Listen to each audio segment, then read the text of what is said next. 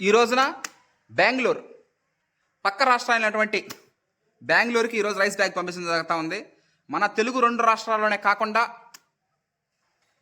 ఆంధ్రప్రదేశ్ తెలంగాణలో కాకుండా పక్క రాష్ట్రాలైనటువంటి మహారాష్ట్ర, తమిళనాడు, కర్ణాటక వాటికి కూడా రైస్ బ్యాగ్స్ పంపించడం జరుగుతూ ఉంది ఈ రోజున. Thank you.